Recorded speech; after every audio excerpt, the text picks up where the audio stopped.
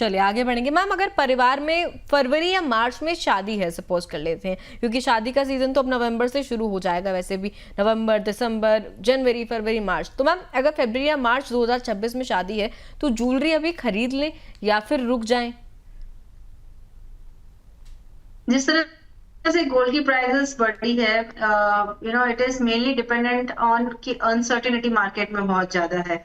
2025 year जब start हुआ था तब हमारे पास पॉलिटिकल अनसर्टेनिटी थी, फिर जियो पॉलिटिकल अनसर्टेनिटी आई, फिर टैरिफ्स की अनसर्टेनिटी आई, उसके बाद हमने देखा कि रेट कट्स की अनसर्टेनिटी आई, और अभी पिछले एक हफ्ते से यूएस गवर्नमेंट शटडाउन की अनसर्टेनिटी है, जिस वजह से आप देख रहे हैं लगातार गोल्ड की प्राइसेस को सेफ हेवन सपोर्ट मिल रहा है। तो आगे चल के भी एक्सपेक्टेड है कि ये अनसर्टेनिटीज कंटिन्यू रहेगी और प्राइसेस का अप ट्रेंड कंटिन्यू रहेगा। हम करेक्शंस देखेंगे 5-10% के, बट ओवरऑल ट्रेंड अभी भी पॉजिटिव है। तो जिसके घर में शादी ब्याह है ड्यूरिंग दिस वेडिंग सीजन दिसंबर से जन फेब तक, तो आई वुड रिकमेंड थोड़ा करेक्शन अगर आपको मिलता है यहाँ से 5-10% का, तब आप बाइंग कर सकते हैं। जो सबसे बड़ी क्वांटिटी है वो अभी बाय कर लीजिए ड्यूरिंग दिस मंथ, जब थोड़ा बहुत करेक्शन आए। हेवियर सेट्स लेने हैं आपको या बड़ी क्वांटिटी जो लेनी है वो आप 50-60% अभी खरीद लें। बाकी आप वेट कीजिए कि जो आपको मॉडर्न ज्वेलरी कुछ खरीदनी है या छोटे मोटे आपको सेट्स खरीदने हैं, रिंग्स खरीदनी है, वो आप धीरे धीरे स्टैगर्ड वे में खरीद सकते हैं जब आपको लगे कि थोड़ा प्राइसेस स्टेबल हुई है। But at this current price अगर आज मुझे कोई पूछेगा तो मैं आज रेकमेंड नहीं करूंगी। थोड़ा वेट कीजिए, करेक्शन 5-10% का आएगा इस महीने, तब आप खरीद सकते हैं।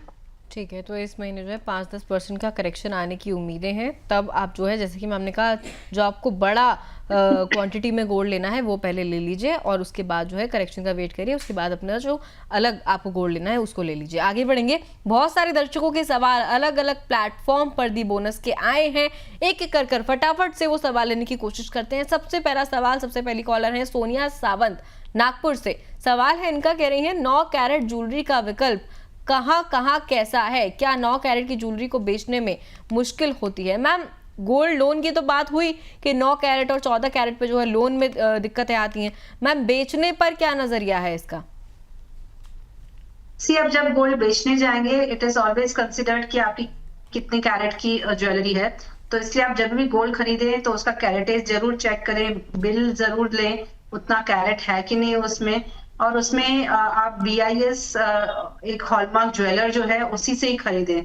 तो हमेशा हॉलमार्क ज्वेलरी खरीदें, उस पर लिखा हुआ होता है कि वो 9 कैरेट है, 14 कैरेट है, 22 कैरेट है कि नहीं। तो एक हॉलमार्क ज्वेलरी खरीदना बहुत जरूरी है। अगर आपने 9 कैरेट की हॉलमार्क ज्वेलरी खरीदी है तो आपको उतना ही गोल्ड का अमाउंट मिलेगा, 9 कैरेटेज का ही मिलेगा, बाकी आपके सारे पैसे आपके गए, उसका कुछ नहीं मिलेगा, आपके मेकिंग चार्जेस भी कट गए। तो जो भी प्राइस पे आप खरीद रहे हैं उसका आपको 9 कैरेट की ही प्राइस आपको रीसेल में मिलेगी। जितना कैरेटेज ज्यादा होगा गोल्ड का उतना आपका रीसेल वैल्यू बढ़ेगा।